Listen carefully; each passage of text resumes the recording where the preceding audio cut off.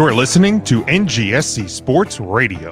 Hear us live on ngscsports.com, where you can get awesome analysis on all things sports. Or check out our podcasts on iHeartRadio, Spreaker, Apple Podcasts, TuneIn, and much more. For our latest videos, subscribe to NGSC Sports YouTube channel. Follow us on Twitter at NGSC Sports, and like us on Facebook. NGSC Sports. We never stop.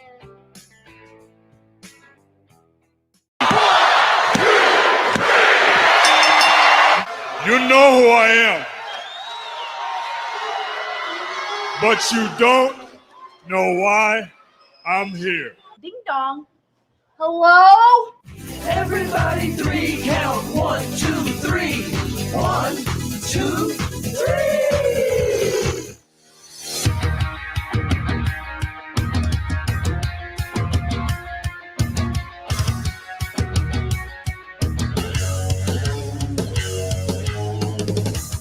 I didn't get here because I was cute, or because I came from some famous wrestling family, or because I sucked up to the right people. I got here because I am good. I earned this championship.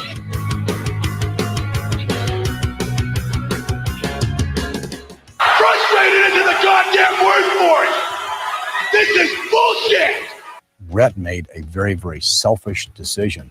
Brett's going to have to live with that for the rest of his life. Brett screwed Brett. I have no sympathy whatsoever for Brett. This is my show, and I'm sick of all of you calling me the coward. You're the cowards. I'm the one here day in and day out in that wrestling ring beating people up. Thank you very much. I don't steal opportunities. I am the opportunity. 3 ain't enough now. I need 5. Welcome in, Jim. I'm an idiot. Ryan. I'm a sausage guy. Matt. Who gives a shit? Tim. Right on the cock. And intern Mark. Hi, boys. I'm going to tell y'all with a tear in my eye, this is the greatest moment in my life. Hello, everyone. Welcome to 3 Count Thursday. We are live July the 22nd, 2021. We are still the podcast of the millennium. We are glad you're joining us. If you're with us in the live video, give it a like and a share. We'd appreciate that. Go to our website, 3countthursday.com. You'll find all of our social media links, our merchandise over at whatamaneuver.net. What a maneuver. Thank you, Tim. Our Patreon page, patreon.com/3countthursday. We've started getting some more bonus content up there this week, and even more will be coming as the days continue. Make sure you check out our Collar and Elbow brand deal, store.collarandelbowbrand.com. Use promo code 3count for 10% off each and every order. Our home network, of course, NGSC Sports at ngscsports.com. And our secondary home is the Leap Sports and Music Network. Matt, how would you spell that? I don't know. You'd have to ask Ryan. Yeah, I think Ryan quit, guys. I think there's 2 E's in it, right? It's L-E-E and then an I, and then the letter B. And the letter B. Sports.com. That's the one. See, you can do it. I got it. Ryan's been saying for weeks that it was his last show, and I guess he was being serious. Yes, he was serious. So Sure. he's not here. He's not here. Charlie, Devin, Lee in the comments, if you're following along with us, you continue to interact with us. I guess Charlie's feeling a little bit like Stone Cold. What? Tonight. Is our audio coming? Okay, good. I was just making sure our audio was coming through. Make sure he wasn't whatting us because he couldn't hear us. What? Let's intern Mark. How you doing? Hi, boys. I'm doing really good. Really good. And just because Ryan Smokey's not here, I'm going to be on my best behavior this week. I'm not going to talk about Roots Market. I'm not going to talk about Hershey Park. I'll be on my best behavior. Okay. Well, we appreciate that, and I'm sure Ryan, if he's listening somewhere, appreciates that too. Man, I'm just shocked he's not here, but we gotta keep plugging on, Matt. How you doing? I'm doing well. You know, sad day that we lost Ryan, but we'll persevere. He's will carry dead. On. He's dead to me. Well, he might be out preventing forest fires. That's true. If that's the case, then that's all right. But then that would be an approved absence. I don't remember us getting him asking for permission to have a week off. I don't remember that. I don't recall that as well. Normally we give each other a heads up if we're not going to be on the show. I mean, it's the nice thing to do. Yeah, and we have 2 group chats that he could have sent courtesy. Either one in. We do. I mean, the second one was per his request, so it's pretty rude. It's actually pretty rude, and I'm not a fan. Tim, how you doing? Hello. I'm good, man. I'm even better because Ryan's not here to give me shit about my. For the first time in history, we've got the wild orange Zoa, baby. Wow. First time. I'm gonna drink a big glass of milk. This is my first sip of the wild cherry. Let's hope it's not bad. I'm excited. Now, Tim, where can you find that? The 7-Elevens? Ooh, yeah. I'm gonna be honest with you. Ooh, that's not good. This one is not. Oh man, it's not. It's not. Sucks. It's not orangey. Hold on. Yeah, it's not fruity enough. It's not orangey enough. I don't. Is it like medicine-y? No, it just. What was the flavor again? Wild orange. Okay. Yeah. This is. Maybe they should have done artificial orange and yeah, I guess. I don't know. This is. Those oranges you find out in the wild must taste like shit. Just dog water. This is almost as bad as anyone else saying war games. It stinks. War games. War games. War games. War games. I mean, it's just as bad as like wow. a WrestleMania without Shane McMahon. Oh, would it? The best in the world. Getting him out of the way early. I like it. That's efficient right there. A negative and a negative is a positive, right? Right. That's math. Shane McMahon. Chugging it is worse. What? That's kind of the like antithesis of thought, because usually if you have a bad beer, you just put it in a beer bong and get it the hell out of the way. Oh, it is. Devin says he's listening to us in a gas station and people are giving him dirty looks. So now would not be the time to tell people that you're packing, right? Well, fuck those guys. About it. Like, they should enjoy listening to jealous. us. Exactly. This should be something. Is Ryan working at the gas station? Maybe working at the car wash. Maybe. Jason says Tim looks like he's watching AEW with all those Oh my God! Don't even get me started about AEW this week. Man. We'll get there. We will get there. Oh, I forgot to look up who won our factions for the week for the PW scorecards. We had 2 of them. I know, Tim, didn't you best us in the for Money in the Bank, but you got bested, which we'll get to. Yeah, I'll talk about to the rest of the week. And like, does it matter if anybody won with Impact Wrestling? No, nobody watches that. Okay. But I think it might have been Lee. I don't know. I'm gonna check. If Lee win again, Lee's on fire. I'll check. Hold on. I'm here. No, actually, Ryan Ryan took home first place points in Slammiversary. He had a cool 100. Jesus.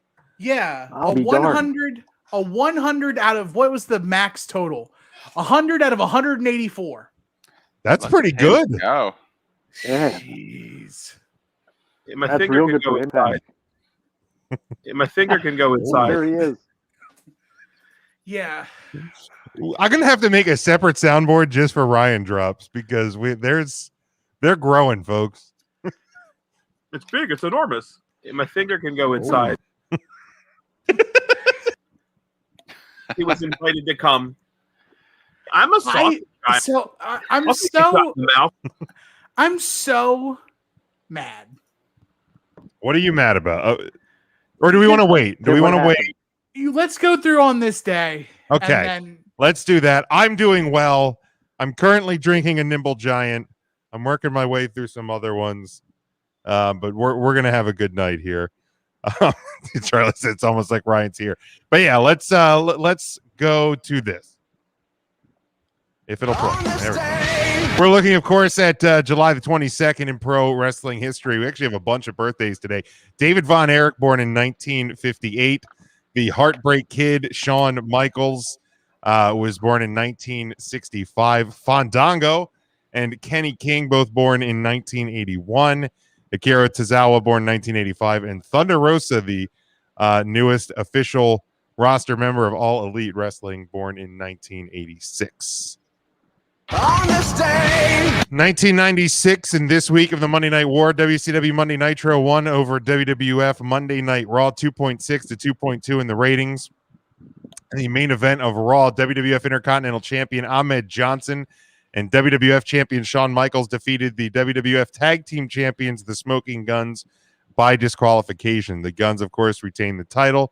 They were disqualified because a newcomer in a blue gladiator suit attacked Ahmed Johnson from behind, causing him a legit ruptured kidney. This newcomer, of course, was Farouk Assad. In the main event of Nitro, WCW World Television Champion Lex Luger, Randy Savage, and Sting defeated Arn Anderson, Chris Benoit, and Steve Mongo McMichael.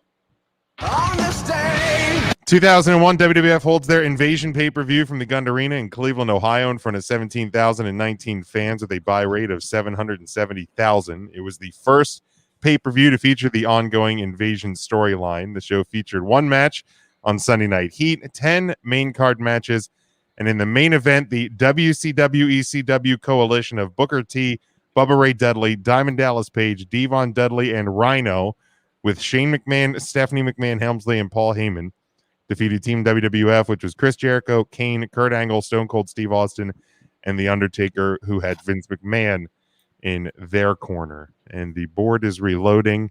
On this day, 2006, Eddie Kingston defeats Larry Sweeney at Chikara's The Crushing Weight of Mainstream Ignorance in Hellertown, Pennsylvania, to win the ICW/ICWA Texarkana television title, ending Sweeney's 19th reign. And then finally, if it's going to play, come on, you're going to do this? Come on.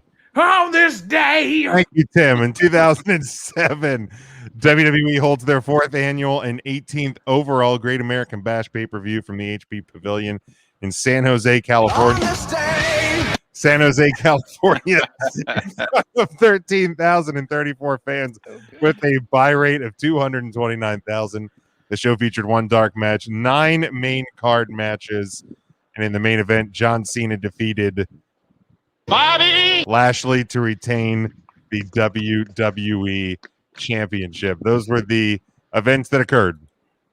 On this day, July the 22nd in pro wrestling history. So before we get to the wrestler of the week standings for this week and the reason that Tim is so befuddled by the PW scorecards, again, if you do not play along with us, we have a faction. Before each pay-per-view, we'll make sure that we remind you the details on how to get signed up. I think the next time, of course, will be SummerSlam. So we'll remind you each and every week, or each and every pay-per-view. But you can play along with us. And Tim, you had put out a challenge, right?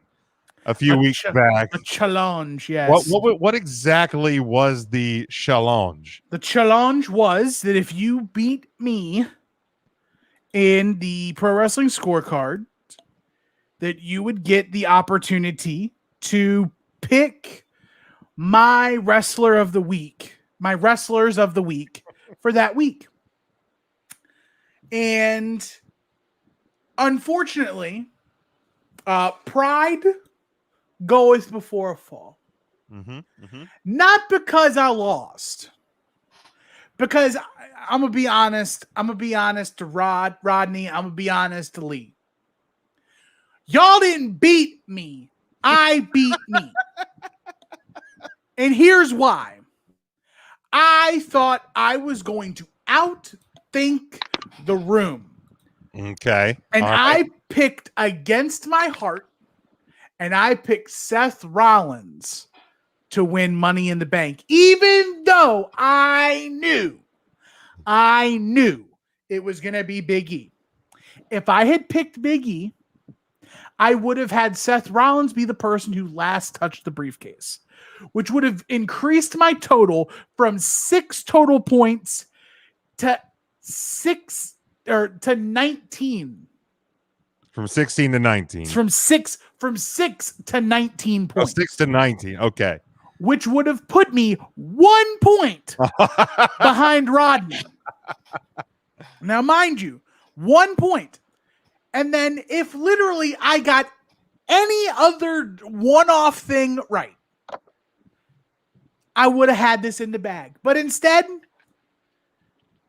it's fine.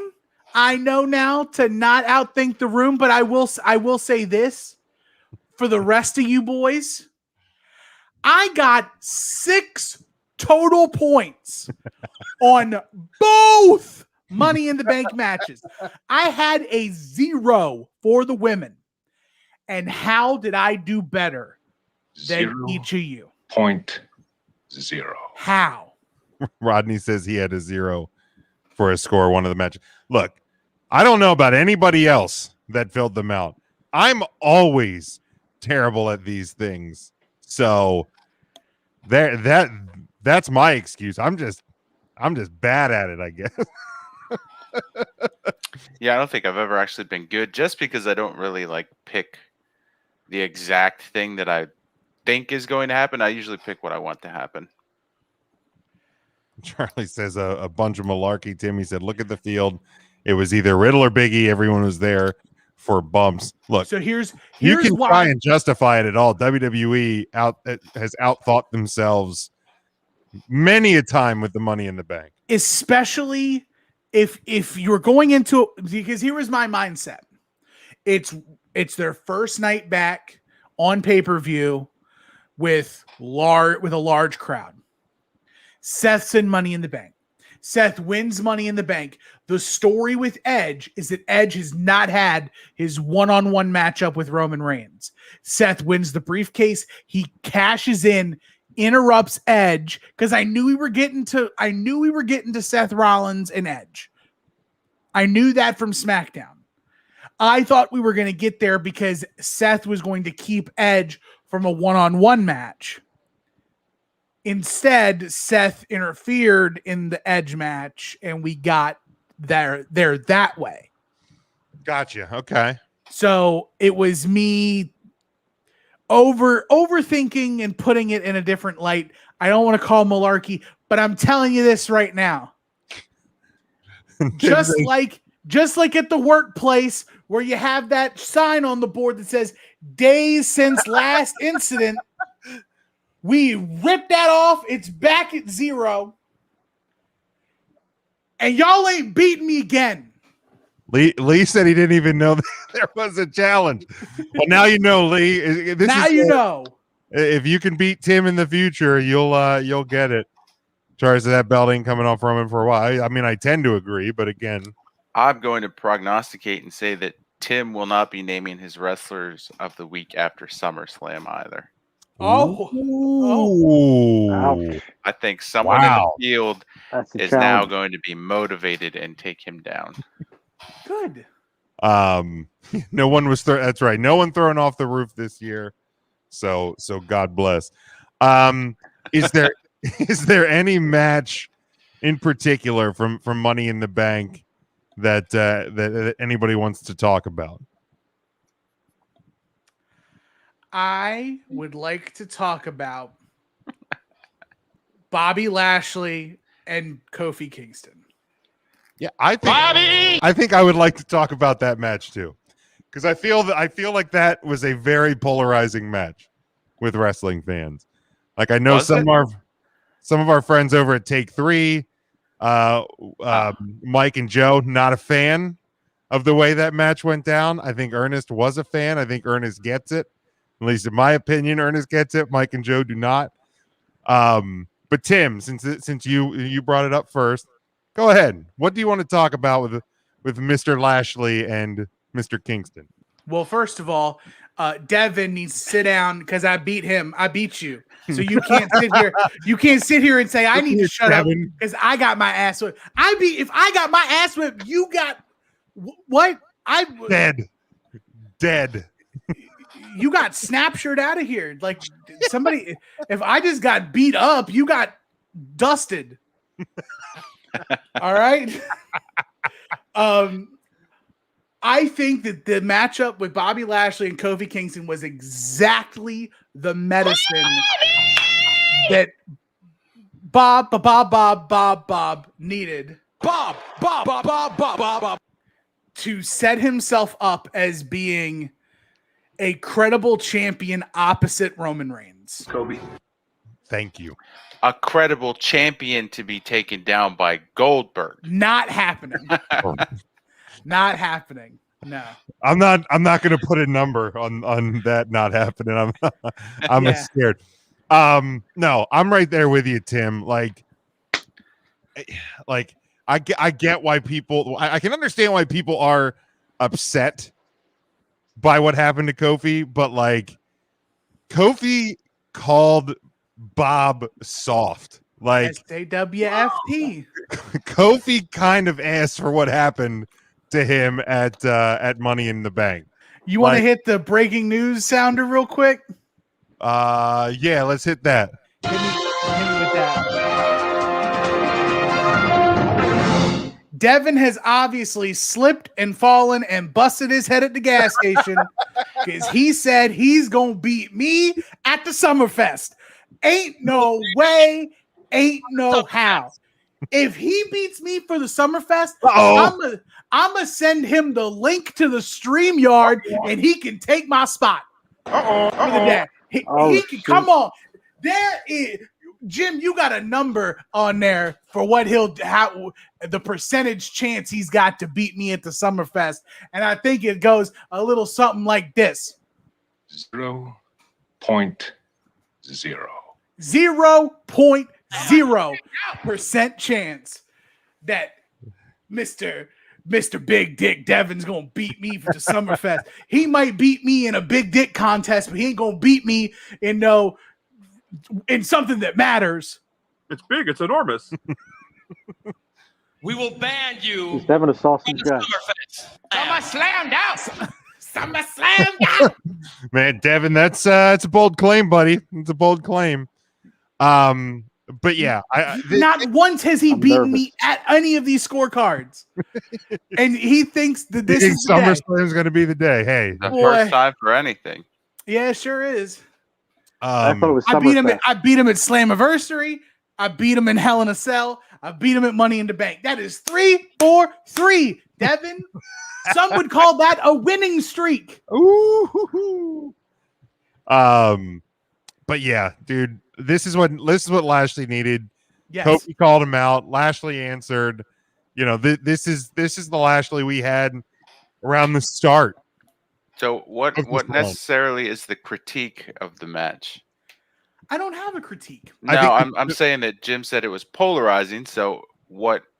The critique that I saw from people is that Kofi, they didn't need to have a match where Kofi got like zero offense in. They Again. didn't need to squash. Right. They I didn't. mean, we've seen him bounce back though, so I understand that. But it's not like this hasn't happened to Kofi before, and yet here he was again on Sunday, wrestling for the title. Yeah, so Mike, take 3. So my anger was the zero offense, lack of care. We should truthfully have anytime Kofi challenges for a single title. I was invested in this. I liked the build to it.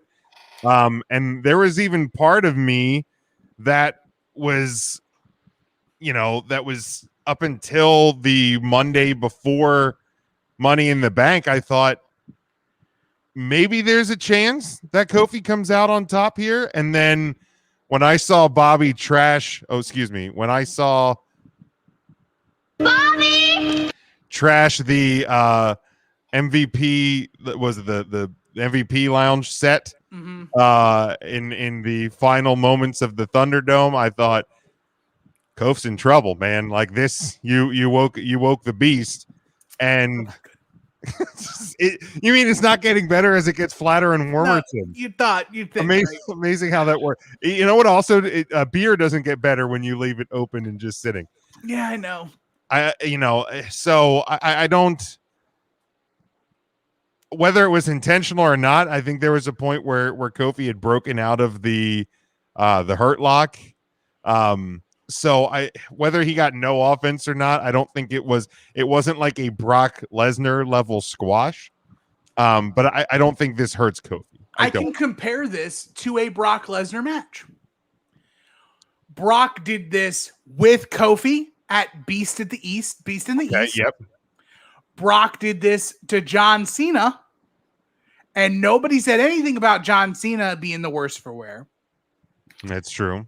That was supposed to be to Daniel Bryan, though, correct? And he was just out with injury. I think so. Yeah, I think you're right. Because I think people would have been a little upset about that. Probably. But even so, one of my favorite SummerSlam matches of all time, though. Like that match was so much fun. Like so much fun. But if you look at this in real life, so let us suspend disbelief. Like let's forget that we know that wrestling. Hold on, are all the kids out of the room? Is all the kids okay? So we all know Santa Claus is fake, and wrestling is staged, right? Let's take away the fact that we take away that and we put a real life lens on it. Okay. Sometimes a really good team gets 49-0 by a great team. Correct. Not every time does every match have to be completely competitive. Sometimes the other team's got all the momentum, they steamroll in and they just put their foot on the neck. And that's what Bobby Lashley did. Yes.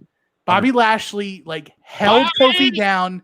Like the one part of it that had me is Bobby had Kofi in the Hurt Lock and then just grown manned him and spun him out and gooped him over his head. Just taking the trash out. And he was and just threw that man. Yeah. And here's the thing. Kofi is Teflon. This is not going to hurt him. He is as my friend Marcus would like to call, he is a microwavable product. Okay. Meaning it doesn't take long to get him hot and he's ready to go. All right. I like that. It takes just a little bit of time and you immediately remember Kofi Mania. Anything is possible. You put him in. But here's the thing too. Kofi filled a purpose to get us to SummerSlam so that, because if not, this was going to be Drew McIntyre again. Sure. And nobody wants that. No. Well, nobody wants that. Right. We've been told for weeks now, we're tired of Drew McIntyre. We're done. We're done playing with that toy for now. Right. Instead, we're going to get the toy motorcycle that WWE has released thanks to beating up Jinder Mahal's Indian badass. Yeah. I mean, as long as Heath comes back as a special guest ref for that match at Oh my SummerSlam, God! Please, please I'm let okay that with it. happen. Please let that. Otherwise, happen. I have no interest.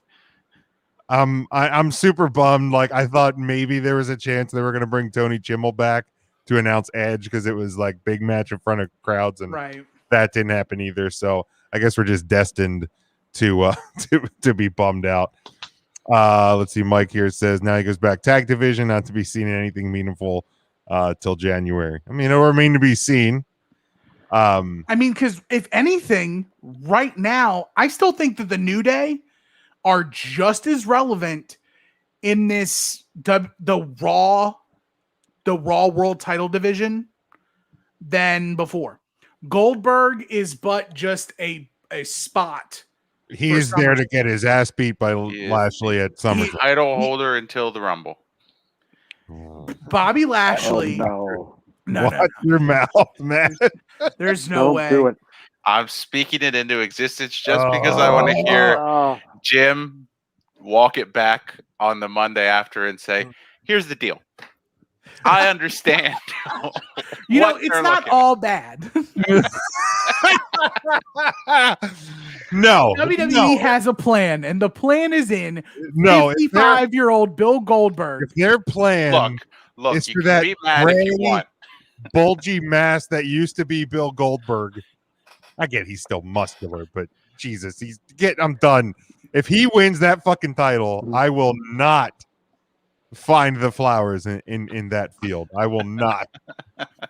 I said that the only reason that's the other thing I look forward to, because we either get Jim criticizing WWE, which is rare, or we get Jim walking back the months he's spent saying how much he hates Bill Goldberg with a belt on him in 2021. Right. Now, here's the thing. The New Day are relevant because of who is Mr. Money in the Bank. Right.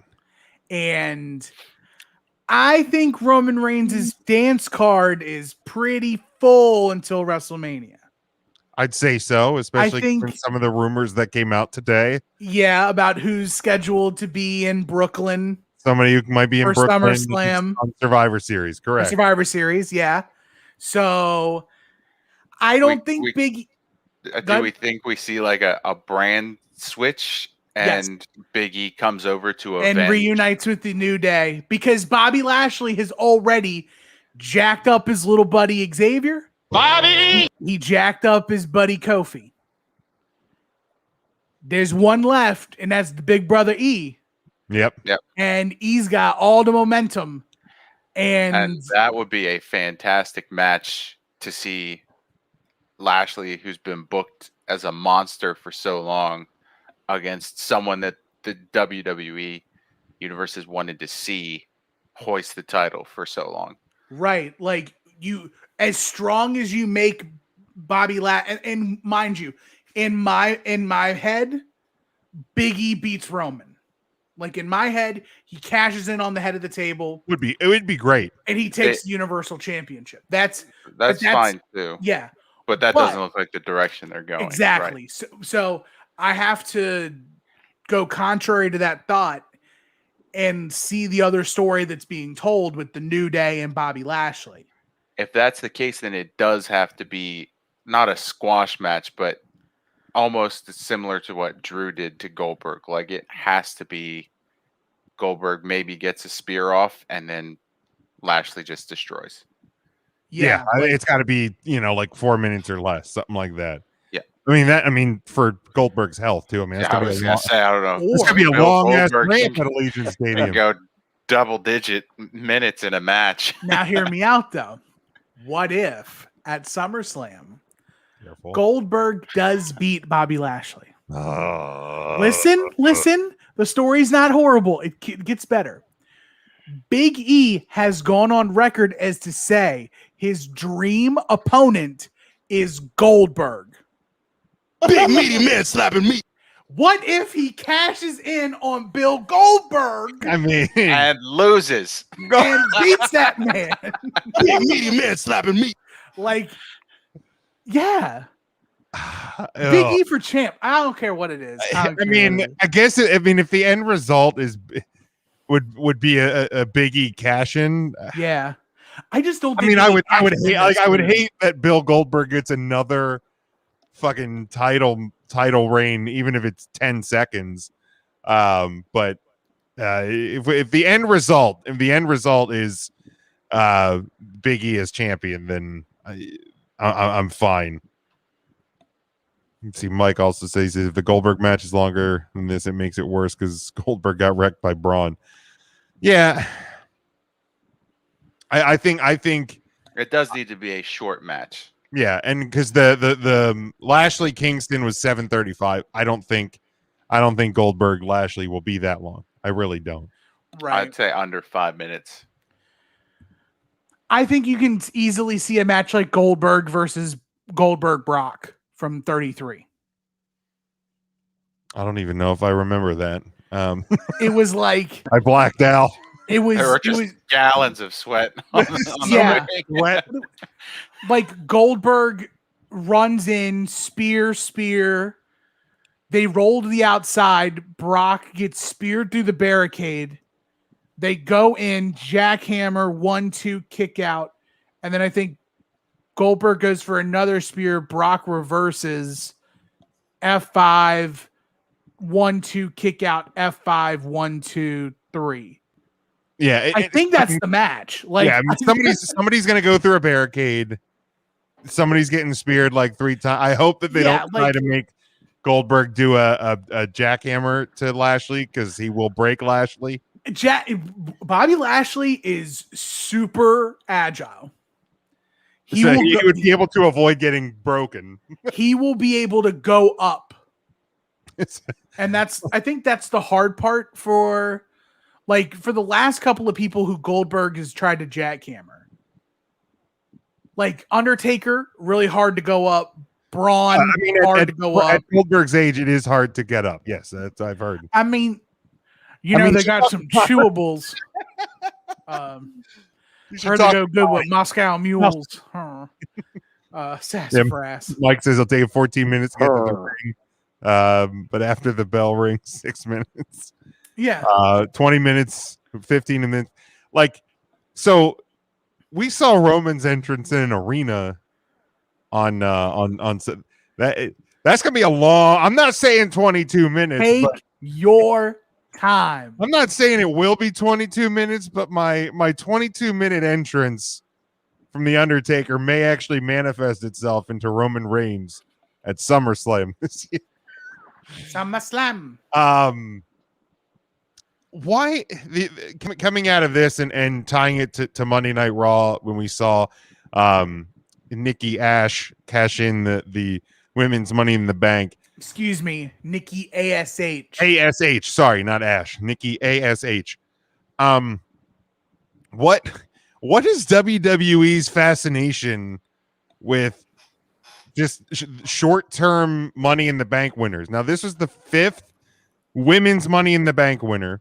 Mm-hmm. This was the 2nd longest reign of the women's Money in the Bank. Carmella, 287 days, was the longest of any Money in the Bank holder, but the rest were cash-ins the same night, and now Nikki ASH cashed in the next day. Of course, last year, Asuka's turned into a championship reign with Becky's pregnancy announcement. But even looking at right? What's that? 3 cash-ins on Charlotte, correct? 3 cash-ins on Charlotte. But even looking at, I was even looking at the men's, and you had Seth's reign in before WrestleMania 31, but even since then, the rest of the men's Money in the Bank winners held it for less than 100 days. Is it just a matter of the WWE just can't think far enough out? Yes. It doesn't make sense. That's something that you can slow build for so long. It's a year of programming that you can utilize and have that person carry and walk around with it. You can, but here's the problem. If you go back and look at the long Money in the Bank reigns, everyone who's Money in the Bank ends up going on this ridiculously long losing streak. And then they're like, oh, well, why did WWE, the guy's got money in the bank is worthless. Nobody cares. He's losing to everybody. They said that about I'm trying to think of who. Baron Corbin was like that. Sandow was like that. The Miz was like that. The first one. I'm trying to What about recall, Otis? like Otis never had the opportunity, but it's like it's just they never know. Those are all four people that probably shouldn't have had the briefcase to begin with. No, not true. I mean, I chips. Hold on. Otis should not have. Sandow should not have. I'll give you Corbin. That was it. No, I said I'll give it to you.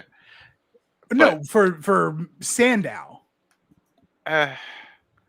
He was over. Yeah, Sandow. I don't think he was he?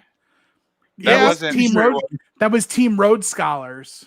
But he wasn't super over. Like he wasn't stunt double over. That's true. Not yet. Well, that's true. Yeah, he wasn't height of his powers. Let's see. Catching up with comments here. Can they opt to take the bullpen cart to the ring? Because if not, this may make everyone late to the show Saturday. Oh yeah, that's right. Because they have the is it UFC or is it boxing? In Vegas the same night. Pacquiao. Yeah, boxing. I'll be in Vegas the next weekend.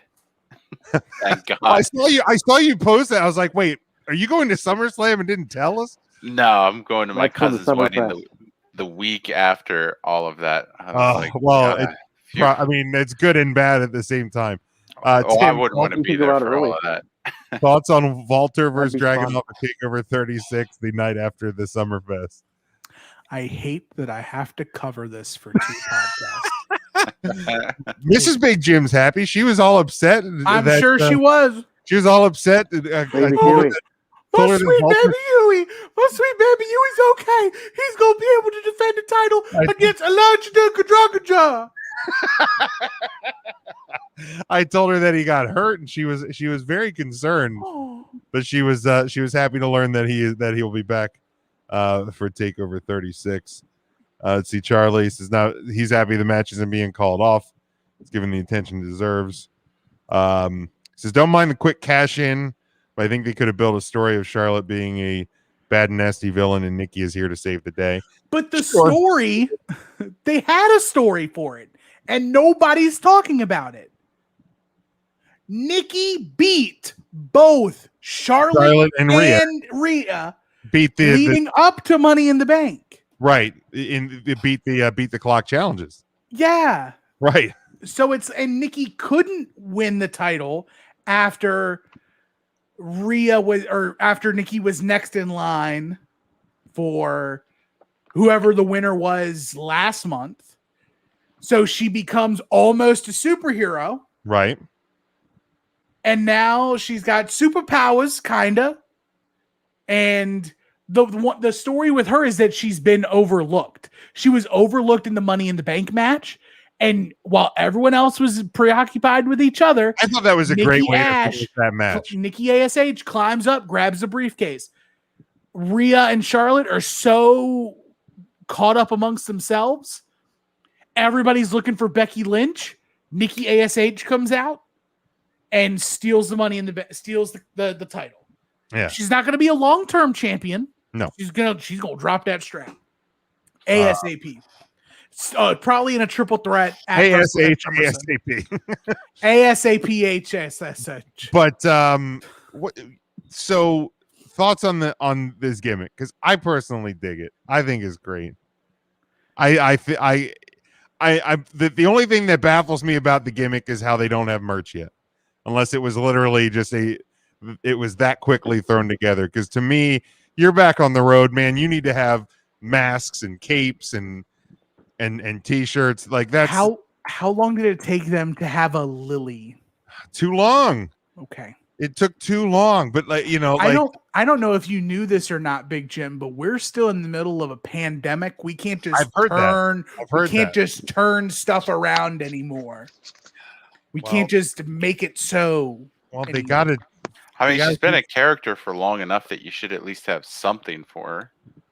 I mean, or at least that shit should be dropping like this Monday now that she's champion. I mean, they've been busy coming out with all the new John Cena merch. The new Cena merch, the new Bad Street USA shirt that's available that I'm gonna have to totally get because it's Bad Street USA. They have a new Bad Street USA shirt. Up, I'm out. It only goes up to 4X. You guys suck, dude. That's another thing that's ticking me off about WWE. We have extra small, but we don't have.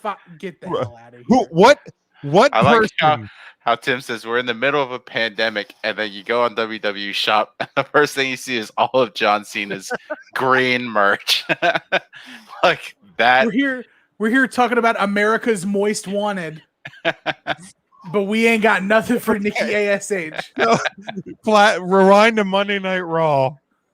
Johnny Drip Drip is in a America's Moist Wanted shirt. It was less than 10 seconds. My wife goes, "Do not buy that shirt." Jim, buy 5 of them and give them to her Christmas as is coming, sleep big Jim. shirts. I was gonna say I'm not trying to influence anybody's Christmas purchases for Big Jim. You can throw you can actually, you know what? Throw her one during that Walter match.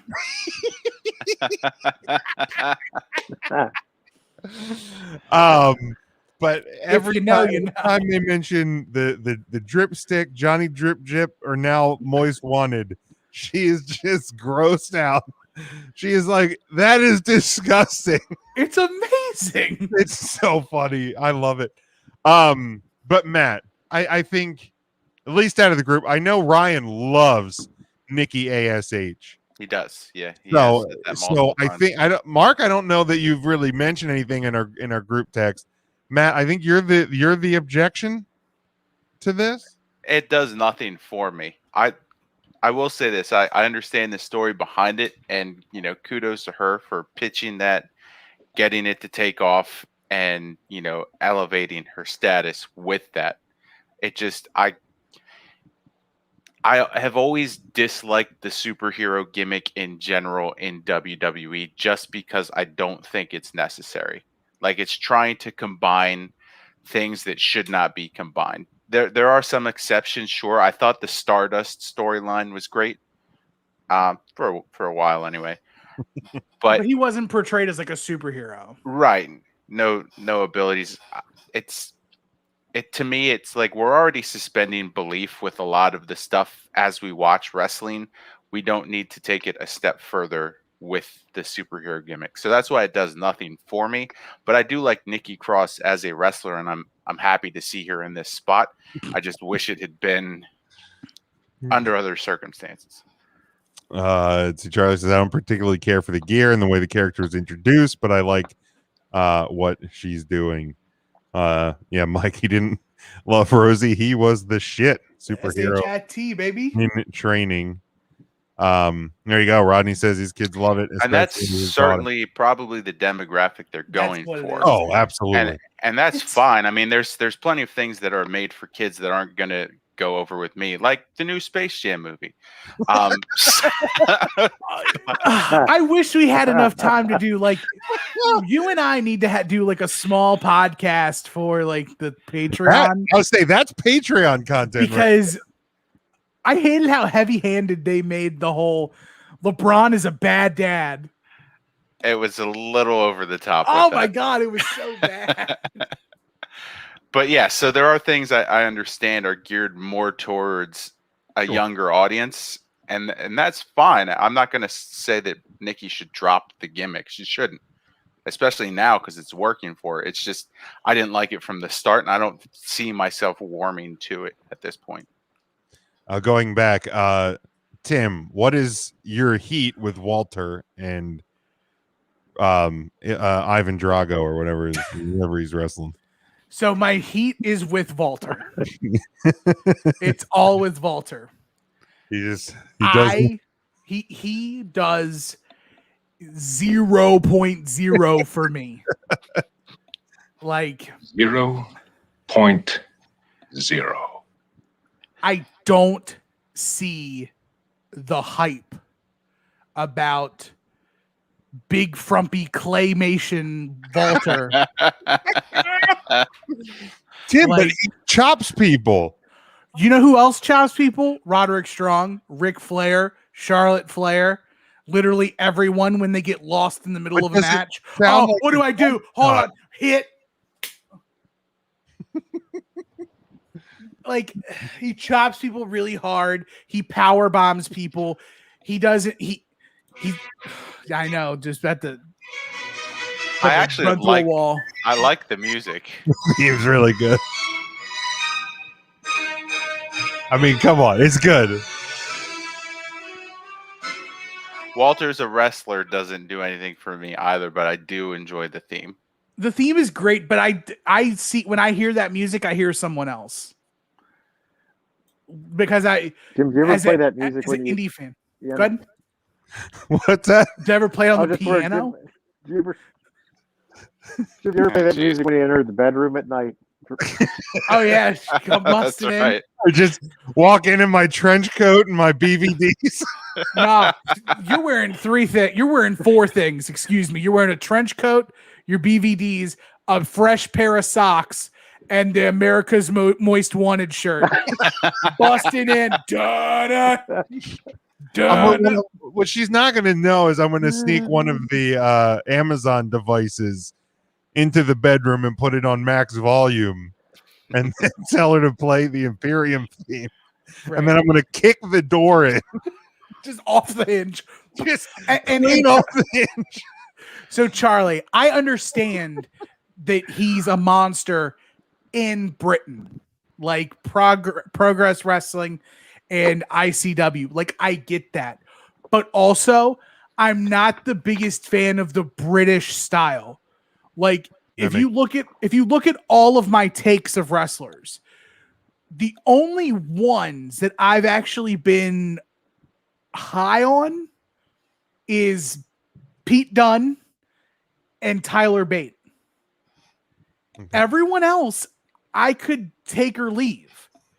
And like, that's not an offense. It's just, I'm not a big fan of I'm not a fan of the British style. Like for example, Big Jim is not a fan of New Japan. New Japan, yes. Of Japanese wrestling. Like, and Big Jim will tell you that the guys at New Japan, super talented. Oh, absolutely. Great wrestlers. Not for me. It's always been my same stance with like watching soccer. I'm not a fan of watching soccer, but I'm not going to take away the athleticism and the skill that it takes to play the game. Like, I would be an asshole if I was like, yeah, these guys aren't athletes. Like, yeah, no. Does that also apply to fling golf? Oh no, if you play fling golf, you're an asshole. No, and Charlie, you're perfectly good. Like not to peel too many layers of the onion away, but we're making movies over here. Maybe I'm exaggerating how much I hate Baby Huey, and I think he's garbage, and that this whole 700-day reign he's been as UK champion should be cut in half because half the time he was champion defending on his couch during a pandemic. Like, literally half that reign should be going away because he just couldn't defend it. Let me ask this thoughts on Ibushi. Maybe I really wish that Ibushi could face Shingo. Like, I hope that match does go on. I think Shingo being IWGP World Heavyweight Champion is tremendous. But Ibushi's been banged up a lot. What is he almost? I'm trying to think what Ibushi might be out with. I think he had some like concussion type deals. Was he the one that had COVID and now has like a pneumonia or something, right? I know that Rainmaker had COVID. Oh, okay. And he was out for a bit. But I love New Japan. My problem is I just don't watch enough of it. Right. I don't. He's got pneumonia. He's got P pneumonia. Which, especially right now, nobody's fucking around with that.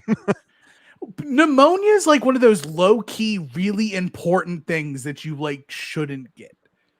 Oh yeah, people think that like pneumonia is like it's fine, just go to sleep. Well, and like once you have it, you are more susceptible to getting it time and time again, and those are your lungs, man. Like, not good if you get it. But yeah. Any other thoughts from Money in the Bank? Otherwise, we'll go around and give it a grade, and then we will we'll move on. Tim.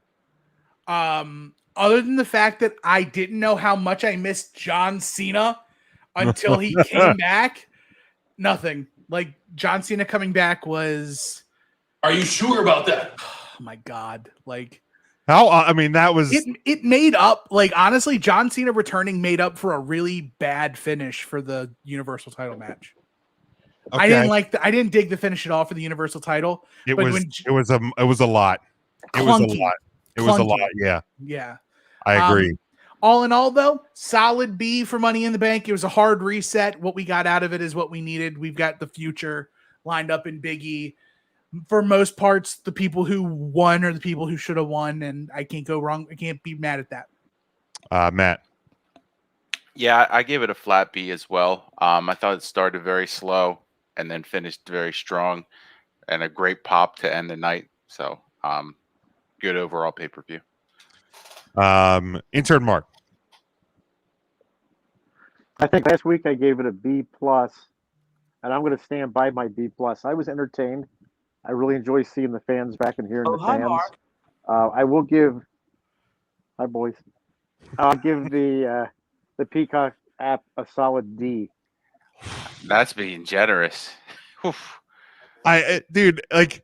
I mean, it was bad. There's no denying an app basically crashing mid-show, but like I think for me, the time I had lost it was about 20 minutes. A good portion of that was the in-between match, like the video and whatnot. So I think I'd missed the first couple minutes of the men's Money in the Bank ladder match, and I'm like, and I saw a lot of people like tweeting like, this is how we used to watch pay-per-views on channel 99 back in the day when you just heard jarbled audio. I'm like, man, like think about like where we've gone in just what 7 years. We went from all right, I watch WrestleMania, I watch SummerSlam, I watch the Rumble.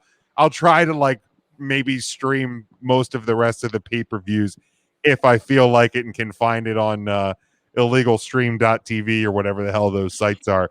And now we're at a point where, like, I mean, for me, I get my Peacock app for free. So I literally don't even pay to get the service. And I think there's probably a lot of other people that do. And it's like, even still, it's $5 a month. And we're losing our minds for 20 minutes of missed content.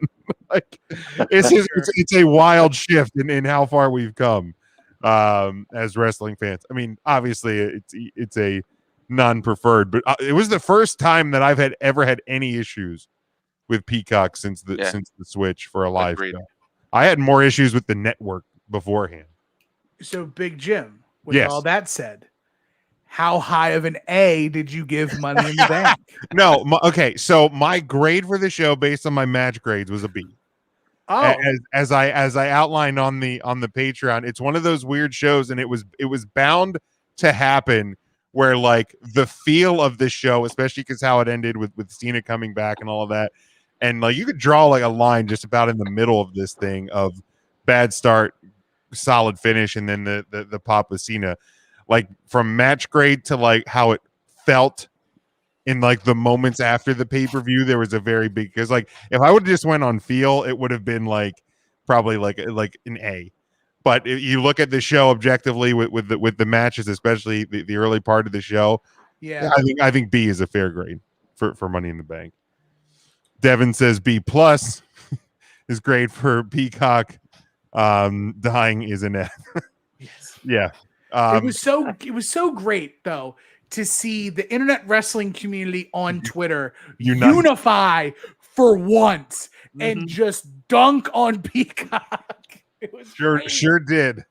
Sure. This sucks. Blah, blah. And nice. then we all crowdsourced the fix.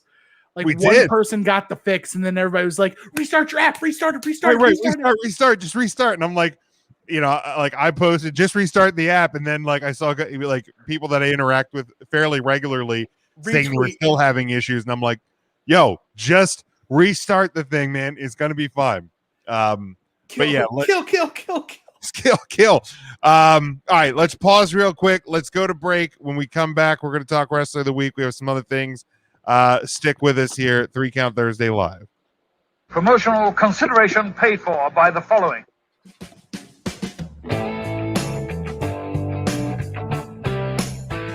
You're listening to NGSC Sports Radio. Hear us live on ngscsports.com, where you can get awesome analysis on all things sports. Or check out our podcasts on iHeartRadio, Spreaker, Apple Podcasts, TuneIn, and much more. For our latest videos, subscribe to NGSC Sports YouTube channel. Follow us on Twitter at NGSC Sports, and like us on Facebook. NGSC Sports. We never stop.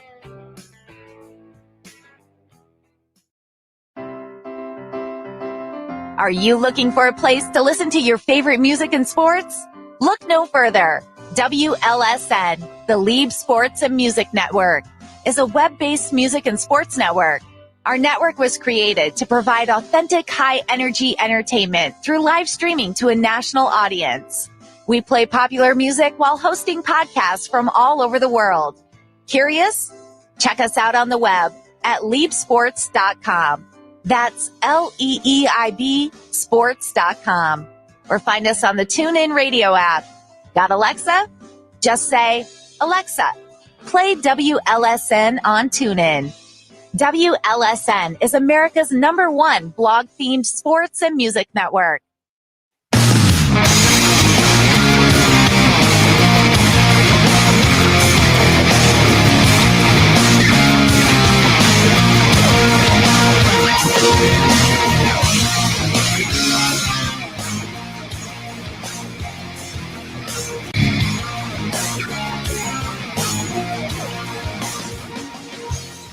Welcome back, 3 Count Thursday Live, July 22nd, 2021. We are glad to be with you on this Thursday night. Oh, Tim vaporized during the break. So Ryan's gone. Tim vaporized. We're down to 3. We're Back down to 3. 3 Count Thursday. We are back. Different 3 than we started with years ago, but 3 nonetheless. But we are going to talk, of course, coming up here about our Wrestler of the Week and much more. So why don't we go ahead? Well, I mean, Tim didn't necessarily need to be here for that anyway, since he's not allowed to give his. Oh, well, that's a really good point. So let's hit the song. Since John Moxley, Cesaro, way before Gargano, there was Savage and Roddy, and Saturdays on NBC. These 5 guys on Facebook are gonna take a hard look. 3 Count Thursday brings to you the Wrestler on the Week. All right, week number 15 in the standings. Now we did get a letter, and those like weird thing where the people in the blue outfits come around and deliver to you every day. You've got mail. We actually had a piece of mail, and it was from Ryan. So I mean, I guess this is his parting gift, maybe to the show with his week 15 picks. He is going to go with number 3, Rosemary and Havoc. At number 3, number 2, Nikki ASH, and number 1, the Good Brothers for Ryan this week. So thank you, Ryan, wherever you may be. Anybody want to go next? I will, because I didn't make picks this week. All right, Tim, go ahead. So because I beat myself and Money in the Bank picks, Rodzilla got to make my picks. So for me, I've got Kenny Omega at 3, Bobby Lashley at 2, and Nikki ASH at 1. Charlie has to bounce out. His lovely wife is home. So, Charlie, thanks for checking in with us this week. Have a good week, buddy. He said hello, Mark. He said hello, Mark. Baby. All right. So Tim via Rodney has entered his picks. Matt or Mark, you want to go or do you want me to go? I can go. Go ahead. Number one, I also had the Good Brothers in that spot. I thought that was a good match for tag team at Impact. Matches go. Second place, I had Big E, winner of the men's Money in the Bank ladder match. I thought it was much deserved, an exciting match, fun finish. And then number three, at that Impact show, Deonna Purrazzo retained her title. Thought that was a great match. And here is the reason why Nikki ASH did not make my top three. And it wasn't because of the gimmick. It's, again, nothing to do with that. Right. I didn't think Nikki's wrestling matches this week, on a week where we had so many title defenses, so many big matches, I needed to see a little more out of Nikki wrestling for me to put her in my top three wrestlers of the week. So that's the only reason. All right. Nothing to do with the superhero gimmick. And, on a normal weekend where it's just a WWE pay-per-view, she is most likely in the 2 spot at that point. Yeah, I mean, there was literally wrestling every day for our week this week and 2 pay-per-views. So honorable mention for her. Very good. Intern Mark, you want to go? You want me to go? I'll go ahead and go Big Jim. Is that okay? Or is that upset you? That's perfectly fine. Go ahead. All right. So I'll tell you what, this was a tough week for me to decide. I'll be honest with you. There's so much going on. So number one, I put down Nikki. Is it Ash? I think we call her ASH. Yes. And number two was I did Big E for winning the men's Money in the Bank. And number three, once again, the Good Brothers for that tag team match over at Impact. Very, very good showing. But yeah, it was tough to decide, honestly. This was one of the weeks where I really struggled with who I want to put in the top three. Yeah, definitely. Devin says Ryan, he heard Ryan fell into the ocean. Certainly possible. Let's see. Mike here has Big E at 3, Bobby at 2, and Nikki at 1. Bobby! So for me, I'm going to go ahead. I'm going to go Roman. I'm going to go the big dog at number 3, the head of the table, successfully defending his title yet again against Edge. Yeah, the finish got a little much, but the head of the table reigns supreme once again. My number 2, new men's Money in the Bank briefcase winner is Big E, and number 1, kind of coming out of nowhere to capture the Money in the Bank briefcase. And then the surprise cash in on Monday Night Raw. That was Nikki ASH is my number 1 of the week. So, Tim, what is our standings for the week and then for the year as well? So for the week, in third place is, or in fourth place rather, is Bob Lashley. Number 3 is Big E. Number 2 is them Good Brothers, Carl Anderson and Doc Gallows. And number 1, with 18 points, 3 first place votes, is Nikki, almost a superhero. And for our year to date standings, the big dog stands on top still at 34 points. Kenny Omega in second, Karrion Kross, Bianca Belair at third. Bobby Lashley with that 4th place victory. Bob takes himself out and puts him in the 5th place spot with Jungle Boy, Jack Perry, and Zoe Stark. And then Nikki ASH joins the bevy of superstars that have earned first place points this year, week 15. And we have had how many different people earn points? 61 wrestlers as of today has earned at least 1 point towards Wrestler of the Year. Is that including Ryan's joke picks from the 1 week? Yeah, Adnan Verk has just as many points as Kofi Kingston, the Young Bucks, Okay. Big E, Tegan Knox, and the sleeping ghost of Mercedes Martinez.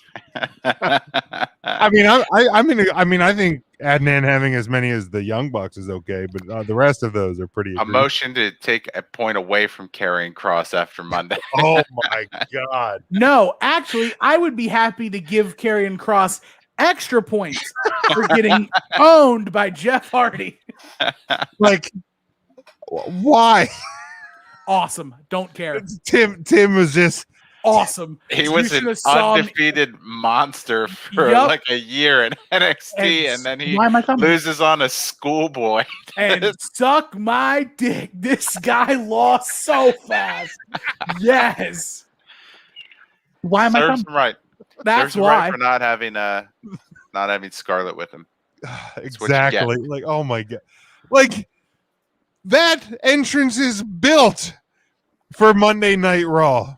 And you're like, oh, wasn't the hot even- clip and the smoke and all that. No, don't do that. Just walk out with your not shaved head and just look all sad and alone. Yeah, let's do that. That wasn't even the worst part from Raw either, sadly. Because that Eva Marie trip was so I love my girl. I do. But she's What? making it real difficult. What's worse? Eva Marie making herself trip or the towel spot? Oh, it's definitely Eva Marie. Okay. I just say the towel spot now because I know it irks you guys. It irks me so hard. I hate it. I hate that I care so much about that stupid towel.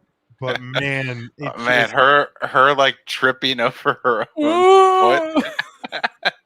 Like, I love Eva Marie. She looks so stupid. She looks stupid compared to somebody named Dewdrop. She looks stupid next to a lifeless doll on a swing set. That lifeless doll would have sold that trip a hell of a lot better. Okay, I love Eva Marie. And I love this Alexa Bliss, but man, that segment was bad. It sucked out loud. It was a week away from being involved in the worst of the Thunderdome era. It was. It certainly was. They got to do that one in front of live crowds, so even better. Yeah. But that is week number 15 of our Wrestler of the Week standings. Since John Moxley, Cesaro, way before Gargano, there was Savage and Roddy, and Saturdays on NBC. These five guys on Facebook are gonna take a hard look. Come Thursday brings to you the Wrestler on the Week. The 3 count question of the week. So as we once again continue all July long, we've been doing our salute to American independent wrestling. And so this week we went a little bit different than just a basic question and answer. If you were starting your own independent wrestling company, who are the first 3 wrestlers that you, in charge of your company, are calling to book for your show? So is there anybody that wants to start us off? Tim, why don't you go? Sure, I'd love to. So I'll show my hand a little bit, or actually not my hand, but I'll show someone else's hand. And Walter's? No, he can put that hand in his pocket and play pocket pool, or they call it snooker over there. That's what it is. No, they call it fling golf. Fling golf, got it. Fling golf. So I'm actually gonna take a singles competitor, a male singles competitor, a female singles competitor, and a tag team. All right. For me, you can't go against Hallowicked. I'll stand by it. Hallowicked would be my number 1 superstar on the male side. As far as females go, for me right now, I would probably go Erica Lee. Okay. Very big up and comer. Actually, I'm gonna change my answer, and I'm gonna go Edith Surreal, formerly known as Still Life with Apricots and Pears. Okay. Dynamite competitor as well. And then my tag team would be a team that has a name that is shared with another team, but the main event, not the one with the masked lion. There is another team named the Main Event. They wrestle out in Ohio area. And they are two big stud-looking studs. And I can get behind that. So that's my three. That's Three your acts. three. All right. Mark, Matt, you guys want to go or do you want me to take it? Before Mark lists the Sea Stars 3 times, I will go. Go ahead. For my men's, for me, I kind of decided, like, if I'm starting this promotion here, I'm going to pick people with recognition in the area. So for my men's superstar, I went with AR Fox just because of what he's done in the area, and he's been involved in a lot of bigger companies too. So I feel like he's a good one to have if you're going to start a company. On the women's side, sorry, Danny Cage, I'm stealing Gabby Ortiz from you. I know she's kind of been the face of women's wrestling at the Monster Factory and done some work in Ring of Honor as well. So she would be my female wrestler that I'm going to build my stable around. And then, sorry to Brett, because I'm stealing Iron Beast from GCW. I think those guys are just so much fun. Just two dudes that just beat the shit out of whoever they come across. And I think that's kind of a fun staple to have if you're starting your tag division.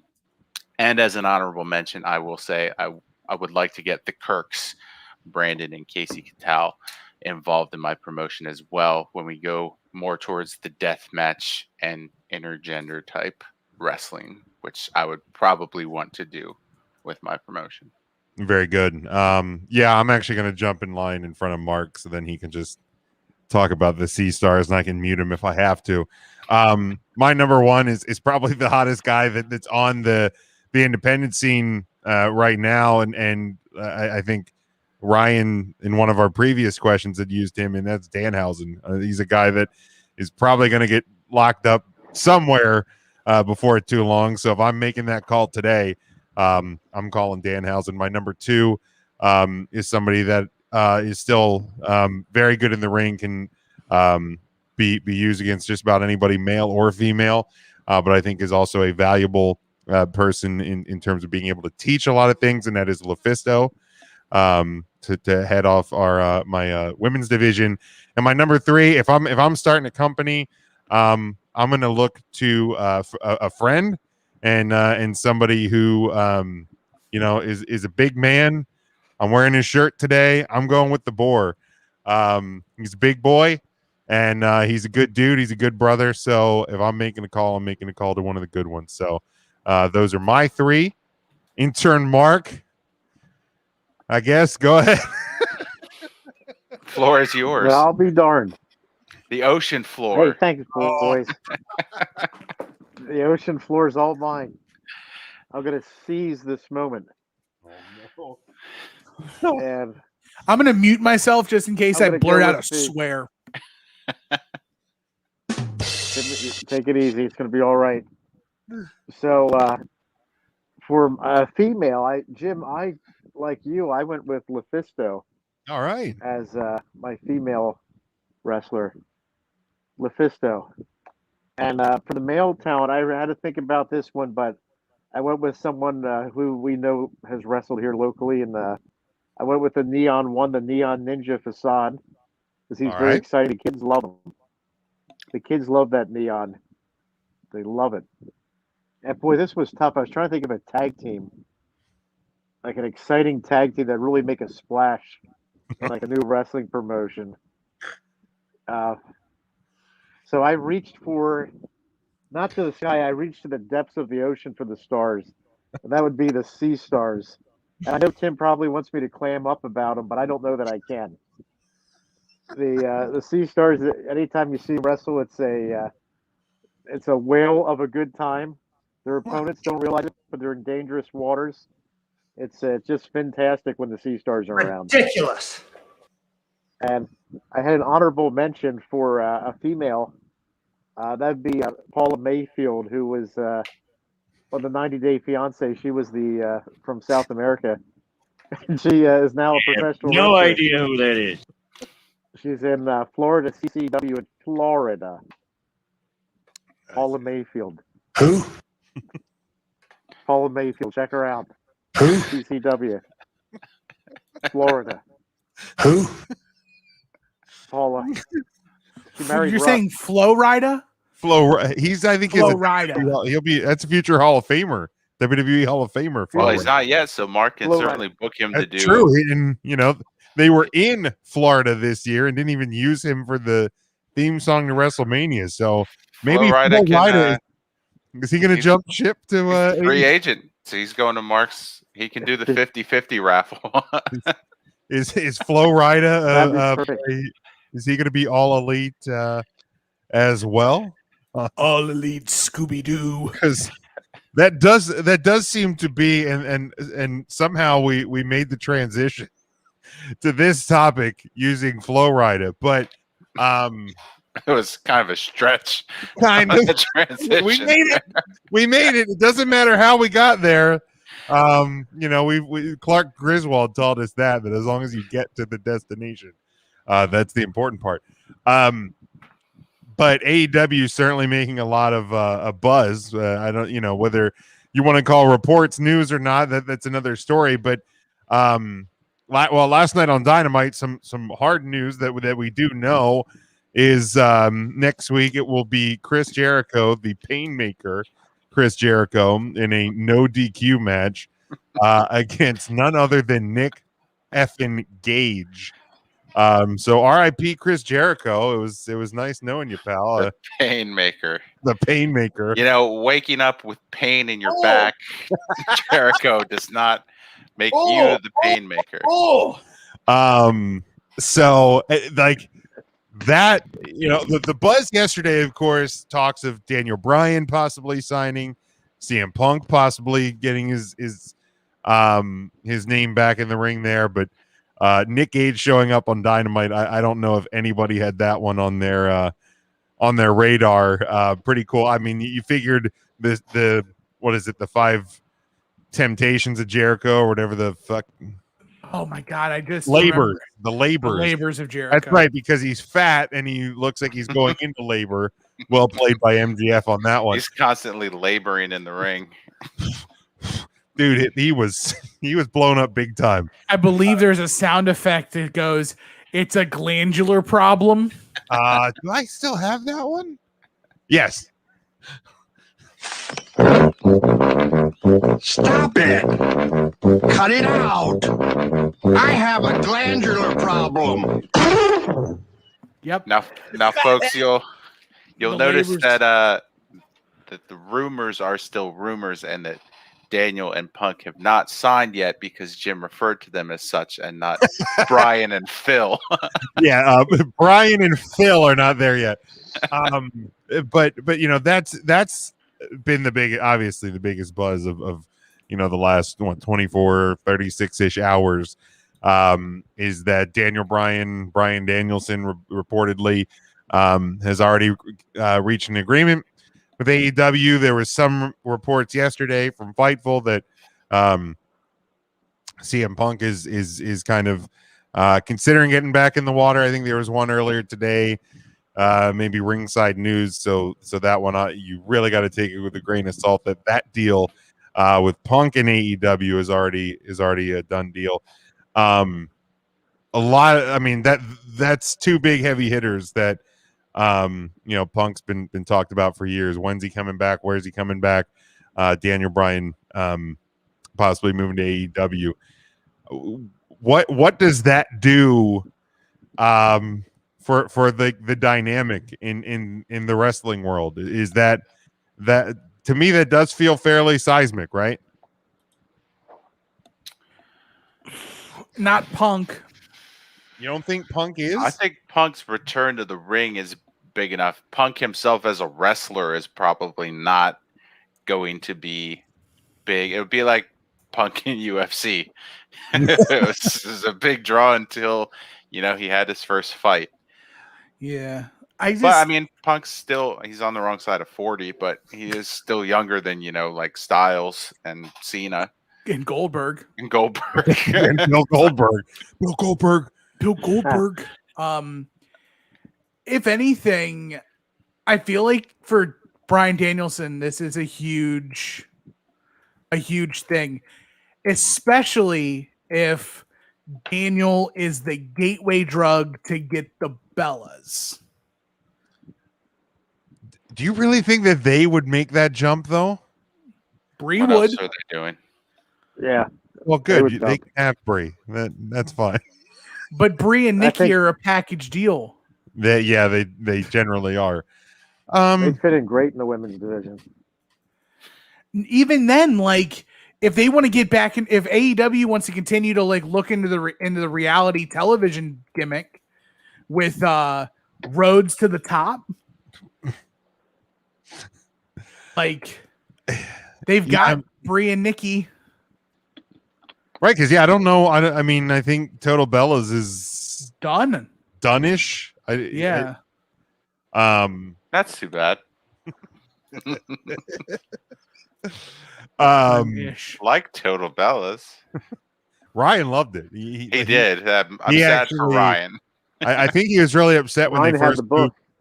moved the network to the Peacock because I don't think Total Bellas had made the jump at first. So that's why he's always complaining about. That's why he's been really salty for the last couple months. Yeah, that's why he got back on his candy cigarettes. Oh, We Mark's Mark. gone. We lost Mark. What the? There we go. I don't. Yeah, I mean, I think Punk would feel bigger if it wasn't hitting the wrestling media world ahead of time. Like if you're tuning into Dynamite and it's the top of the 9 o'clock hour and Cult of Personality hits, I feel like that's bigger than like, hey guys, CM Punk signed. Because I know it's got to be a cool moment when he actually debuts, but I don't feel it's going to have the same punch. Yeah, I also don't think it's going to be Cult of Personality. Really? Yeah. Because that was the last. It'll be his AFI theme. Okay. From when he was in the Indies. Because still that would get a pop. Probably not for as sure. big as Cult of Personality, but I don't know, man. People can like while Cult of Personality is definitely more well known as like a fan or as like a person, people know Cult of Personality. The wrestling fans, like the AEW fans, that AFI song, is.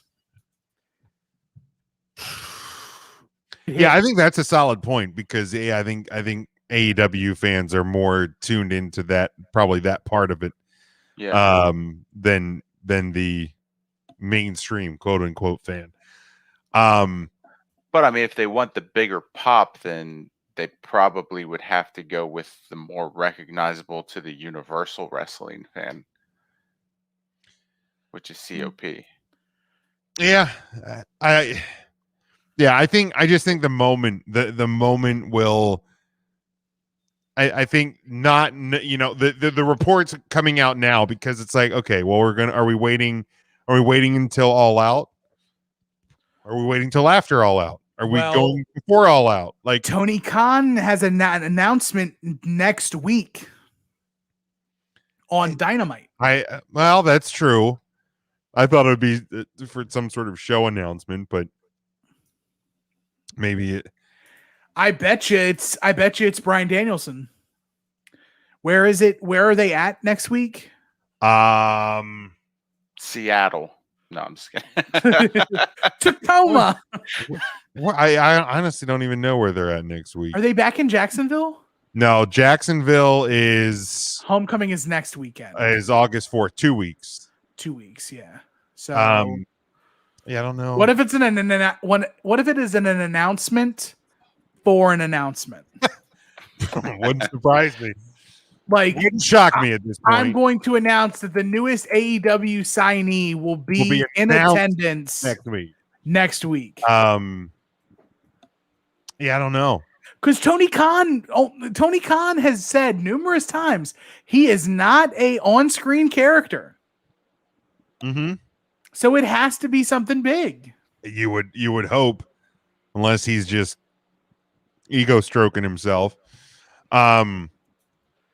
Stroking it. What? He's stroking. What does I had this question when the news started kind of coming out about Brian is what does, if anything, what does the Brian signing to AEW mean to WWE? Do you think it means anything? Do you think it's a blip on their radar, or is it just okay? The more and more that AEW is in effect or in the game, the more and more I'm returned to the Monday Night Wars or the Monday Night War.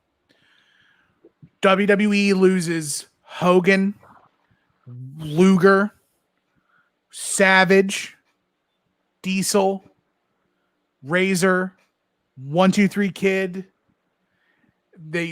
Earthquake, Duggan, and like they lose all of these recognizable names to the competition.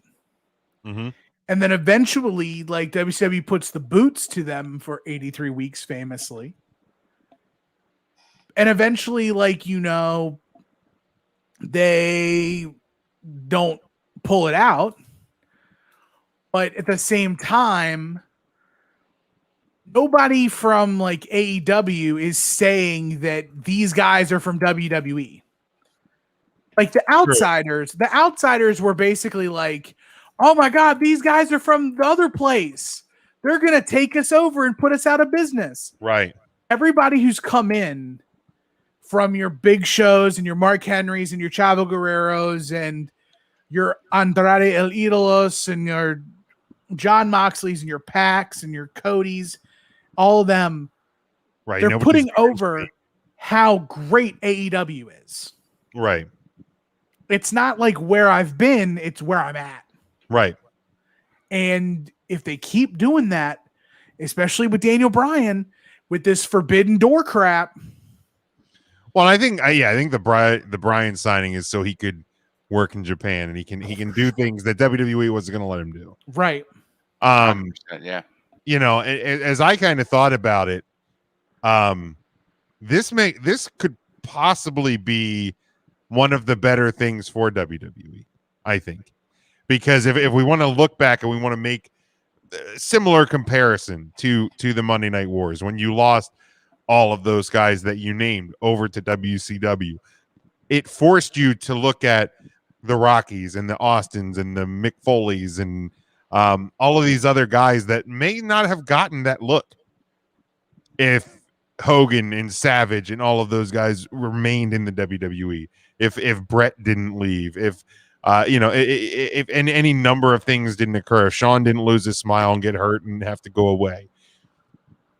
So if you're losing Daniel Bryan, who has been such a huge part of the last decade of WWE program, decade plus, or close to a decade, and you lose CM Punk, who was such a big part of you, and Andrade was a future star, and all of these guys, and women, if we start to see more women, if the Bellas leave, like.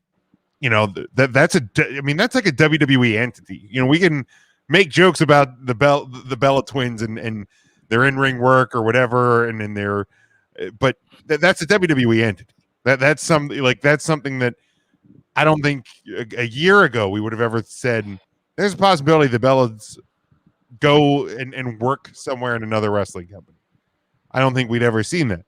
So maybe this is an opportunity for if all of these pieces start leaving and bigger pieces start ending up on AEW, it's going to force the WWE to look within itself and redo what they did. And I get the business is infinitely different now than it was back then, and it's not. And Vince isn't going to put Tony Khan and AEW out of business.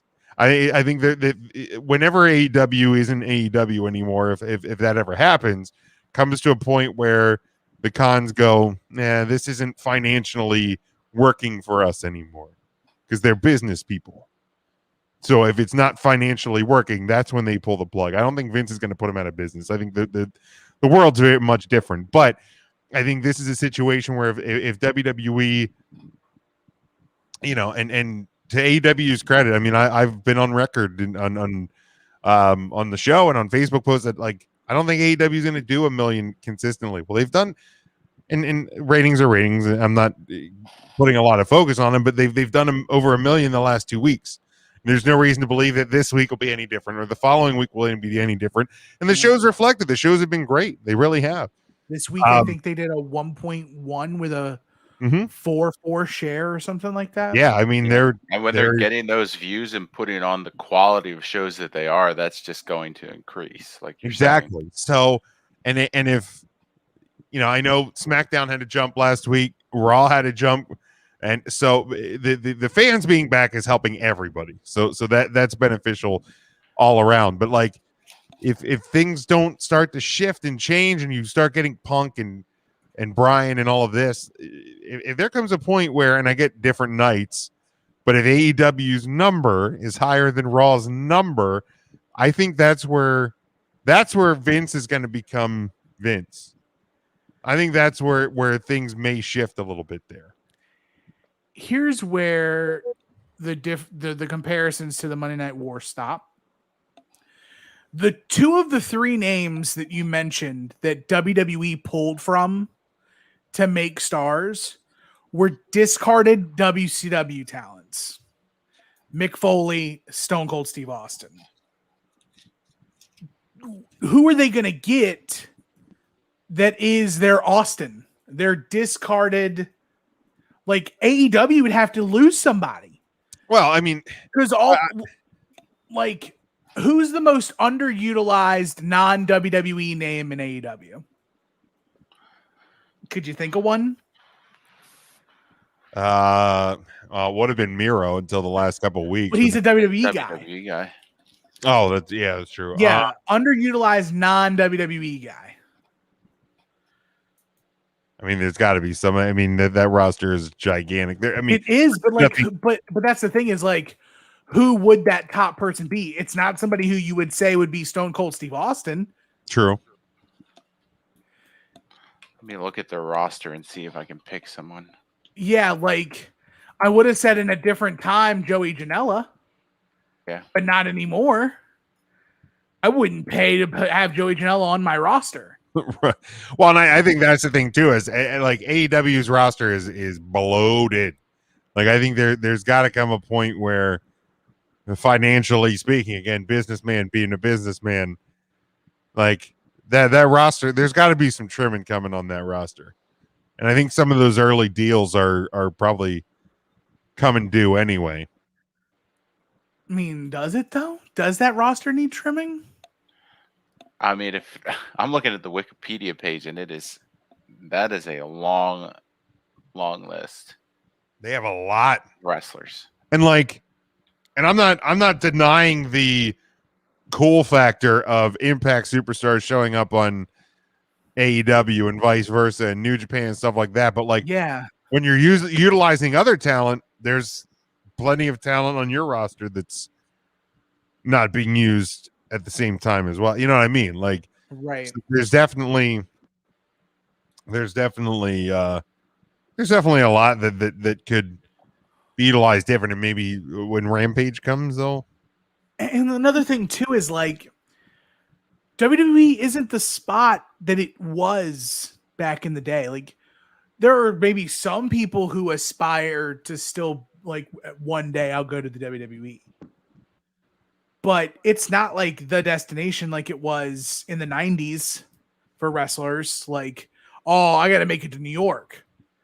Now, wrestlers are more interested in like the art of wrestling and being wrestling for wrestling and not wrestling for entertainment.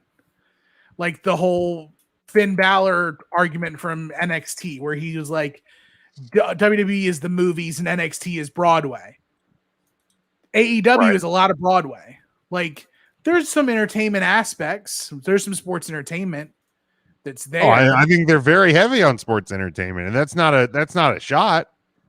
Right. But it is. I mean, look, I have watched the Sting Orange Cassidy clip from last night. My God. More times than I can care to count. And I mean, a year ago, I didn't quote unquote get Orange Cassidy, but I mean, it's fantastic. Like that clip is, yeah, right. Like fucking Sting I mean, how fucking great was that interaction? That's sports entertainment. Like they're doing it well. And I mean, it's been no secret that the person on this show that has probably been the most critical of that company and the fact that they've been a sports entertainment company since the beginning has been me. But they're doing it well enough that like that thought isn't even there for me anymore. Like them being the sports alternative is so distant that they're doing what they do so well that they're just doing it. Yeah. Part of another thing with like AEW though is they're doing all this cool stuff, but rooted in it is they're pretty much putting on the exact same show every week. Oh, I agree. Let's look at Dynamite. Except for the United States title match to close out the show, every match on Dynamite had a finish that involved one or more persons outside of the ring doing something. Oh, I've taken notice that like there was the last pay-per-view, there was all but one match that had some form of outside interference or faction gang war on the outside. The Jericho match had the run-in with Tully Blanchard and Sammy. Mm-hmm. The women's title match had two things with Vicky and Rebel. Mm-hmm. Darby and Wheeler was caught up with the Sting and OC stuff. Yep. I'm trying to think what else was on the card.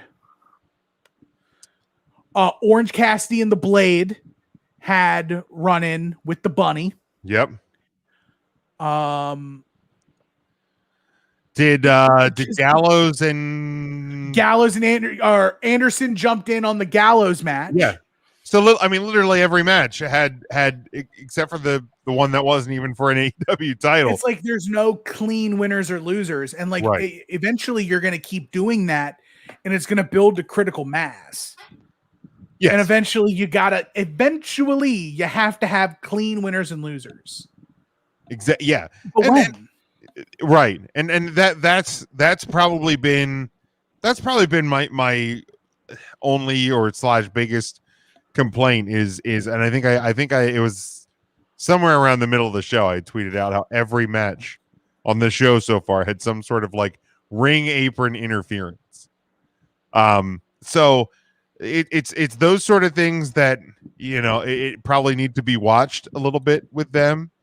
But I think people, whether it's consciously or not, people I think for quote unquote forgive them for that or look past that with them because like they're the cool new toy. Like WWE, and they do. I mean, this past Monday on Raw was how many times have we seen Charlotte versus Rhea Ripley, or how many times have we seen a version of like the Viking Raiders versus AJ and almost like we've seen a lot of repetitive matches on WWE, and I hope that coming out of the Thunderdome and Money in the Bank weekend fog, we start to see more new stuff with them, more superstars being utilized. WWE gets criticized fairly for being repetitive. AEW, I don't think it's the same because they have different wrestlers competing but they have the same finishes, or the same shenanigans on the outside. So like they're being repetitive in a different way, and maybe it's just not consciously as noticeable because it's happening in a different match maybe. But the Punk thing, the Bryan thing, definitely something we're going to need to watch, and we'll keep an eye on. You know, I haven't posted anything about it because it's at this point it is kind of still more in like the rumor realm as opposed to the actual news realm. But one more thing tonight before we get out of here, Money in the Bank, and this is the first time, and I know like people have talked about it before, but Money in the Bank, every match on the card had some form of stipulation on it, whether it was the briefcase or for a title. And it was the first time that it for whatever reason, it really struck me in the head. Like, I think WWE has too many titles. And maybe it's because like I'm after every match I'm posting, and new or the Money in the Bank winner to our Facebook page. I'm like, wow, every single match on this card has something attached to it. There's not just a tag team versus a tag team or a single versus a single. Like, is it possible for WWE at this point? And I don't know if it's because USA wants their own set of titles and Fox wants their own set of but like, even if you want to have a world championship and a universal title, but like, can we combine the tag titles? Can we combine the US title and the Intercontinental title? Can we not have a women's title because we don't have a women's tag title because we don't have a women's tag division? Maybe only have one women's I don't know, but like it just and I think Tim, you and Marcus on one of your shows talked about going back to brand specific pay-per-views. Maybe that's the answer. If it's not unifying titles, maybe it's the brand specific, because then you would have matches that are just matches and can build up the undercard to eventual titles. Yeah, that's the thing, is that if you start merging titles, then you want to talk about seeing the same matches every week. You're going to see like the same dudes on every show with the title. That's true. Like, remember when like Seth Rollins was Intercontinental Champion because Brock Lesnar was World Champion? Like, when you lessen the number of titles, the bigger fish who should be main eventers drop down to the mid card. Like, I feel like the number of titles we have right now is perfect. With the exception of maybe the women's tag title, but that's because it's an underserviced division. Sure. It's not the women's tag title's fault that the titles are great. And that WWE's mismanaged the division. Like, the titles are great. Like, at the same time, like, AEW has, like, they're about to create a 6-man title. Is that for real? Like, okay. Yeah, like, I think it's coming. That might maybe be Tony Khan's. Maybe that's Tony's announcement. Yeah, but like, think about the number of 3-person teams in AEW. No division, no title. You could name like 8. Yeah, because everybody's in a faction or a group. I mean, correct. Even Christian is like now with the Jurassic Express. With the Jurassic Express. Yeah, it's like it's very Japanese, and like everybody's got their team. Right. WWE's like, could you name me 4 teams on Raw or SmackDown for the women's tag titles? No. 4. You literally have Nia and Shayna, Natalya and Tamina. Right. Shotzi and Knox. That was on delay. And then who? That's it. Like, that's literally it. Yeah, there's no one. I'm glad I picked 4. Like, I'm glad that was my because I was gonna say 3, and I was like, no. But like, yeah, I thought they were breaking up Shayna and Nia this week, but instead they just Nia just headbutted Reginald. Right. And then Reginald wins the 24/7 title. Right, which I thought they had just gotten done away with. And I'm like, oh, which, I mean, it does. They for a joke title, they dramatically underutilized that during the pandemic, because you could have done a lot of fun things with that during the pandemic. But I mean, you can do the chase and whatever with fans, but I thought they were going to just silently make that disappear. But yeah, maybe that's the answer: brand specific pay-per-views, because then you can have just two guys on SmackDown wrestling each other for no reason than to just have a match. But so lately though, you've been building to Money in the Bank. Right. And everything revolves around Money in the Bank. SmackDown, you're probably not going to have a lot of, because you think you're going to have Rollins and Edge as a non-title match.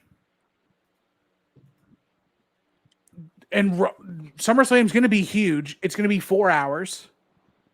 Yeah, SummerSlam is a big one. I think after SummerSlam, things are going to start making more sense. Right. We're just trying to get to SummerSlam at this point. Right. And then things will be a little bit better. Hopefully. Yeah. I'm slammed out. Any other thoughts on this before we wrap up? I know, Tim, you and Mark have some hard outs here at the top of the hour. So any other thoughts on the things we've talked about? Otherwise, we're going to close this thing up. I'm good. All right. Yeah, we're right on time. All right, let's hit it. Mark, got anything to plug this week? Man, let me think about the if you live here locally, the Great York Fair starts tomorrow. All right. Saturday. Matt, God bless. Yeah, get ready, Matt. York Fair. How close is that to you, Matt? Like 10 minutes, maybe. Okay, so you're probably all right. Oh yeah, I don't have to go by it. There's places to avoid for the next week. I drove by it today to get my lunch and remembered that it was starting, so I was like, "Oh, good reminder." Yep, stay away. You got the York Fair, and then the Lebanon Fair begins. I think it's Saturday, so we have 2 fairs going on next week. So that's exciting. How about it? I'll be busy all week. Very good. You have fun, Mark. Matt, got anything to plug? Nope. Just check out the Instagram page at 3 Count Thursday. Vote on the Woman of the Week. We're still running that Woman of the Year contest. Last year's winner, Amherst Blair, modeled our shirt. So that's one of the perks of winning Woman of the Year. You get a free t-shirt. Top 2 finishers, we make a donation to the charity of your choosing. So just like to have fun with it as we're building our platform there, and shouting out some awesome female wrestlers across the country, across the world someday. Maybe we'll see how far we get this, but for now, US based. But that's it at 3 Count Thursday. Who is the Woman of the Week this week? It is Alicia Toot from what's she on now? MLW still, or is she? I think she's still MLW. I mean, interviewer extraordinaire. Interviewer extraordinaire. Yep. This is actually our 300th Woman of the Week since we started doing this. 300 different. Very ones, nice. so. See you, Devin. Have a good week, buddy. Hey, Mac, would That's you it for me. consider Paula Mayfield for Woman of the Week coming up? Sure. I'd like to get the okay from them before I do that, so I'll reach out to her and Reach see out. if we Lee, can get thanks that. for the suggestion there on the book. Tim, what do you got? Yeah, and I'm the tool man across all platforms: Instagram, Twitter, Snapchat. If you care, I'm on TikTok. I don't TikTok, but you can send me your TikToks. I'll watch them and laugh at them. Maybe. If you enjoy my takes here, listen to me on Final Wrestling Place at Final Place Pod on Twitter. Listen to Viewer's Choice after every WWE, AEW, NXT pay-per-view at VC on North South. Just remember to tell somebody you love them. Be the light you want to see in the world. Positivity breeds positivity, man. It's that bro science. You think it, that PMA, positive mental attitude, take it with you wherever you go. It's the light that shines on the darkness. So, Big Jim. I like that a lot. Tim. Thank you. You can follow me at Big Jim Sports. You can follow Ryan at RYN Eagle. Figure out why he wasn't here this week and ask him why he didn't get the approval for the time off. But make sure you're following the show at 3 Count Thursday, Facebook, Twitter, and Instagram, or at 3 Count Thursday. It's always the number 3. Go to 3countthursday.com, patreon.com YouTube.com/3 Count Thursday. Bonus content galore. We're getting more up there each and every week. Go to whatamaneuver.net for all your merchandise. Our Collar and Elbow brand deal as well. Some of the best and most comfortable wrestling merchandise out there at store.collarandelbowbrand.com. Use promo code 3Count for 10% off each and every order. Our home network, NGSC Sports, at ngscsports.com.